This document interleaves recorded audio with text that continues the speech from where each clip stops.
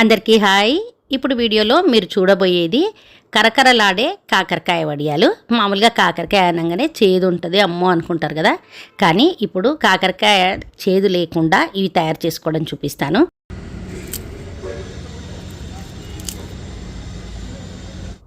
ఈ కాకరకాయ వడియాలు మనకి సాంబార్ అన్నంకి కానీ లేదంటే పెరుగన్నంకి కానీ సూపర్గా ఉంటాయి. ఇప్పుడు చాలామంది హెల్త్ కాన్షియస్ అయినారు కదా, అంటే ఇప్పుడు చాలామందికి డయాబెటీస్ కూడా ఉంటుంది. అట్లాంటి వాళ్ళకైతే ఇది పర్ఫెక్ట్గా సూట్ అవుతుంది. డయాబెటీస్ రాని వాళ్ళకి కూడా ఫ్యూచర్లో రాకుండా ప్లస్ టేస్టీగా ఉంటాయి కాబట్టి ఇది నేను చెప్పే పద్ధతిలో చేస్తే అసలు చేదు ఉండదు. పిల్లలు కూడా చాలా ఇష్టంగా తింటారు. ముఖ్యంగా ఇప్పుడు ఏంటంటే మెయిన్గా మనకి సమ్మర్ కదా, ఈ ఎండాకాలంలోనే వీటిని చేసి నిల్వ పెట్టుకున్నాం అనుకోండి, సంవత్సరం అంతా కూడా వాడుకోవచ్చు. Welcome to Shailu's cooking. ఇక్కడ మనం ఫస్ట్ ఎన్నైతే చేద్దాం అనుకుంటున్నామో అన్ని కాకరకాయలను తీసుకొని దీనికి పొట్టేం తీయమన్నమాట. అంటే మీకు ఇష్టం ఉంటే తీసుకోండి, మామూలుగా అయితే తీయాల్సిన అవసరం లేదు. ఈ పొట్టు తీయకుండా కట్ చేస్తాం కాబట్టి ఫస్టే ముందే కడిగేస్తున్నా. ఇక్కడ కాకరకాయలను బాగా నీళ్ళల్లో వేసి మంచిగా కడిగేసిన తర్వాత కొంచెం తడంతా పోయిన తర్వాత మనం కట్ చేసుకోవాల్సింది ఉంటుంది. వీటిని ఎట్లా కట్ చేసుకోవాలనేది మీ ఇష్టం. పొడుగానన్నా చేసుకోండి, రౌండ్గానన్నా చేయండి. నేనైతే రౌండ్గా చేస్తున్నా ఇక్కడ. తర్వాత ఈ గింజలు తీసేయాలి. అంటే అక్కడక్కడ ఒకటి రెండు ఉంటే పర్వాలేదు, కానీ ఎక్కువగా గింజలు ఉంటే అంత టేస్ట్ ఉండదు కాబట్టి ఆ గింజలను తీసేస్తున్నా. తర్వాత మనము రేపు అంటే పొద్దున వడియాలు పెడతామంటే నైటే ఉప్పు పసుపు వేసి పెట్టినామనుకోండి, దాంట్లో ఏమైనా చేదు ఉంటే పోతుంది. ఇక్కడ అంటే మనం తీసుకునే కాకరకాయలను బట్టి ఇక్కడ 1 కేజీ కంటే కొంచెం తక్కువనే, ఒక 1/2 కేజీకి మళ్ళీ ఒక 2 ఎక్కువనే అనుకోండి. ఇప్పుడు ఇంత దానికి ఒక 2 నిమ్మకాయలని, ఇప్పుడు నేను చూపిస్తున్నా కదా ఇంత సైజువి అనమాట, ఇట్లా 2 నిమ్మకాయలని పిండుకోవాలన్నమాట. మీకు నిమ్మకాయలు వద్దనుకుంటే మజ్జిగ కూడా వేసుకోవచ్చు, కానీ నిమ్మకాయలు వేస్తున్నాను నేనైతే ఇక్కడ. ఈ నిమ్మకాయ రసం అంతా నీళ్ళంతా కూడా, ఈ నిమ్మకాయ నీళ్ళంతా కూడా వీటిపైన పిండేసి మొత్తం మంచిగా కలిపి పక్కకు పెట్టేసుకుందాము. తర్వాత కొంచెం మినప్పప్పు ఇక్కడ చిన్న కప్పులో 1/2 కప్పు వేసుకున్నా.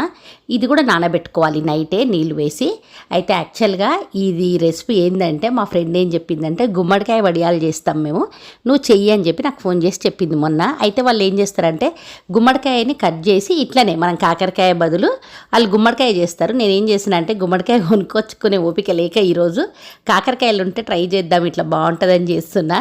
అయితే సేమ్ వాళ్ళు గుమ్మడికాయని బట్టలో కడతారట, ఉప్పు పసుపు వేసి రాత్రికి ఒక రాయిలాగా దాని మీద పెడితే దాంట్లో నుంచి అన్ని నీళ్లు పోతాయి. సేమ్ మీరు కూడా అట్లా కావాలంటే కాకరకాయను కూడా పెట్టుకోవచ్చు. నేనైతే అంటే మీకు చేదు వద్దు అనుకున్న వాళ్ళు అట్లా చేసుకోండి. నేను ఉండని ఏం కాదు చేదు ఉన్నాయి ఏమవుతుందని ట్రై చేస్తున్నా. ఇట్లా బాగానే ఉంది. ఇట్లా మీకు చేదు అస్సలు వద్దు మేము తినమనుకున్న వాళ్ళు మాత్రం పొద్దున్న లేసి బట్టల కట్టకపోయినా కనీసం చేతితోనంతా పిండేసేయండి నెక్స్ట్ డే మీ కాకరకాయల నుంచి నీళ్ళు, అప్పుడు చేదు ఉండదు. నైట్ నానబెట్టుకున్న మినప్పప్పులో పొద్దున్న లేసి కడిగేసి అందులో పచ్చిమిరపకాయ ఇంకా ఉప్పు జీలకర్ర వేసి గ్రైండ్ చేసుకొని అదంతా కూడా ఈ కాకరకాయల్లోకి ఇప్పుడు కలుపుతున్నా. చెప్పిన కదా మీకు ఇప్పుడు ఈ టైంలోనే పొద్దున్న లేసి కాకరకాయల నుంచి గట్టిగా పిండేస్తే నీళ్లు పోతాయి.